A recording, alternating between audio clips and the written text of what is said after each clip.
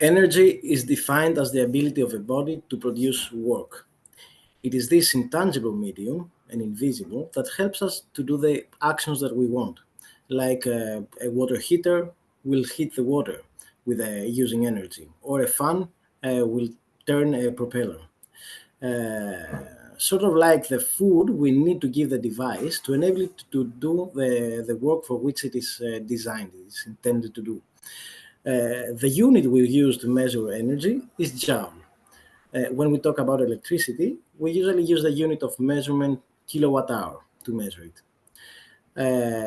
On the other hand, power is the amount of energy consumed or produced in the unit of time.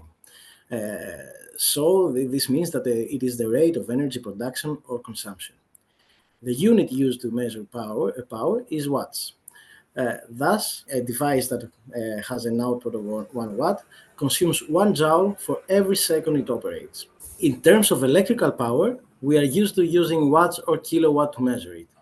1 kilowatt is equal to 1000 watts. So a 2.5 kilowatt radiator will consume 2500 joules every second it is in function.